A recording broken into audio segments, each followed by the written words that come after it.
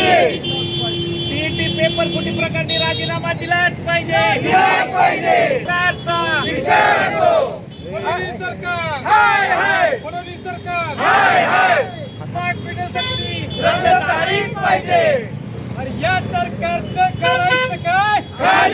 खाली मुंडेवर रद्द करा, रद्द करा स्मार्ट मीटर, रद्द करा, रद्द करा, रद्द करा स्मार्ट मीटर, रद्द करा स्मार्ट मीटर सक्ती रद्द झालीच पाहिजे. स्मार्ट मीटर सक्ती रद्द हाय हाय, फडणवीस सरकार जिल्हाधिकारी येथे राष्ट्रवादी शरदचंद्र पवार पक्षाच्या वतीने राज्यामध्ये सध्या जी स्मार्ट मीटर सक्ती सुरू आहे त्या स्मार्ट मीटर सक्तीच्या विरोधात, त्याचबरोबर टिपरच्या फुटीच्या विरोधामध्ये आज या ठिकाणी राष्ट्रवादी काँग्रेसच्या वतीने, शरदचंद्र पवार पक्षाच्या वतीने तीव्र निषेध नोंद करण्याकरता या ठिकाणी आम्ही जमलेलो आहोत.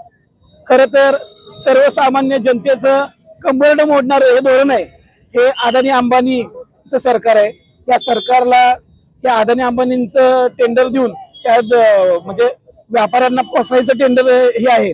खऱ्या अर्थानं सर्वसामान्यांचा मनका मोडण्याचा हा जो निर्णय आहे स्मार्ट मीटरचा, खऱ्या अर्थानं हा कोणत्याही परिस्थितीमध्ये सर्वसामान्य नागरिक मान्य करणार नाहीत. खरं तर हा एक प्रकारे फसवणूक सरकारचा स्मार्ट दरोडा आहे. त्याचं कारण असं की कुणाला ही पूर्वकल्पना न देता स्मार्ट मीटर बसवून 4-5 जण इलेक्ट्रिशियन येतात, गपचूप मध्ये आपल्या प्रॉपर्टीमध्ये प्रवेश करतात कोणत्याही परवानगीशिवाय, आणि मीटर परस्पर म्हणजे आमची इच्छा नसताना देखील परस्पर जर मीटर बदली होत असेल, आम्हाला कोणत्याही प्रकारची कल्पना दिली जात नसेल, तर हे नेमका दरोडा म्हणायचं नाही तर काय म्हणायचा. खऱ्या अर्थानं या फसवणूक सरकारने जो जनतेची फसवणूक केलेली आहे, खऱ्या अर्थानं त्यांनी नैतिक जबाबदारी स्वीकारून राजीनामा दिला पाहिजे. सर्वसामान्यांच्या प्रश्नासाठी राष्ट्रवादी शरदचंद्र पवार पक्ष या आधीही रस्त्यावर उतरलेला आहे. इथून पुढेही त्यांच्या पाठीशी खंबीरपणे उभं राहणार आहे.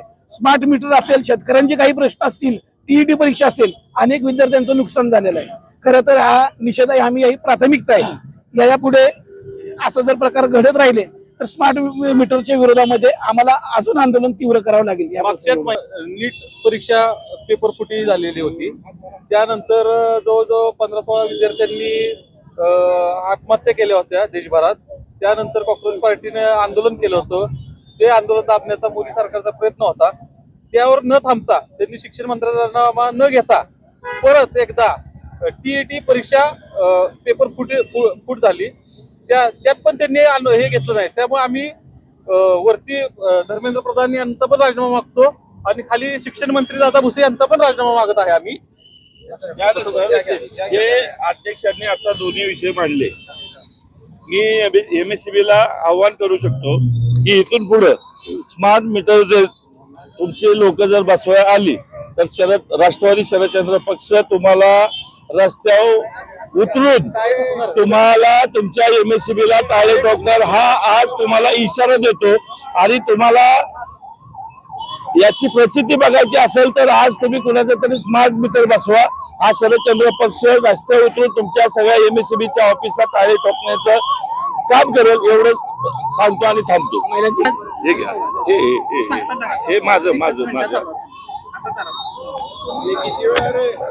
आज जिल्हाधिकारी कार्यालयावरती राष्ट्रवादी काँग्रेस पक्ष शरद पवार गट यांच्या वतीनं स्मार्ट मीटर आणि टीईटी पेपर संदर्भात जे आंदोलन केलेलं आहे त्या बाबतीत राष्ट्रवादी पक्ष हा नेहमीच या लोकांच्या पाठीशी राहून त्या स्मार्ट मीटर असेल किंवा टीईटीची जी परीक्षा पेपर फुटीचा विषय असेल त्यावर वारंवार आंदोलन करत राहणार आहे. जोपर्यंत त्या लोकांना न्याय मिळत नाही तोपर्यंत. आपल्याला माहिती आहे की स्मार्ट मीटर बाबत जे ग्रामीण भागातील जी नागरिक वर्ग आहे ते पूर्ण निरक्षर आहे. तिथं नेटवर्कची उपलब्धता कमी असते, शिवाय डिजिटल साक्षरता हा कमी आहे. आणि आपल्याला माहिती आहे की हे जर का त्यांना ज्ञात नसेल, त्यांना प्रशिक्षण देणं गरजेचं आहे. स्मार्ट मीटर बसवणं का गरजेचं आहे. आणि खरं म्हणायला गेलं तर हे कंत्राटदार पद्धतीनं असल्यामुळं याचा फटका हा नागरिकांना बसू शकतो. हे अडाणी मोठं करण्याचं मोठं स्कॅन्डल म्हटलं तरी वावगं ठरणार नाही. कारण यांनी मीटर बसवल्यानंतर ह्याची हमी MSCB घेणार आहे का, हे उत्तर मात्र आम्हाला आमच्या सर्व कार्यकर्त्यांना किंवा नागरिकांना हवं आहे.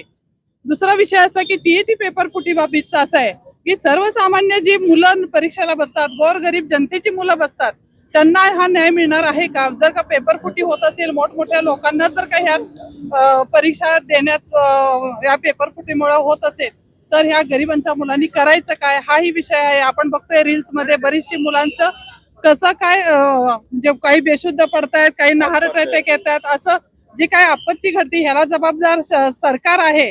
याची जबाबदारी सरकार घेतंय का? हे आम्हाला राष्ट्रवादी काँग्रेस पक्ष शरद पवार गटाच्या वतीनं त्यांना जाब विचारायचा आहे.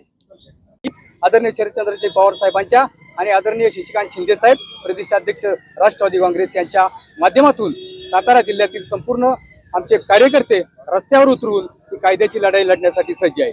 त्याच पद्धतीनं पेपर फुटीच्या बाबतीत आपण पाहिलं, केंद्र सरकारनं गेले 16-17 दिवस या ठिकाणी विद्यार्थी रस्त्यावर उतरलेले आहेत. 17 विद्यार्थ्यांच्या आत्महत्या झालेल्या आहेत. त्याच पद्धतीनं त्या आंदोलनाला उत्तर देत असताना आपल्या राज्याचे मुख्यमंत्री हे विद्यार्थ्यांच्या आंदोलनाला जर अराजकता म्हणत असतील तर हे स्वातंत्र्य आहे का?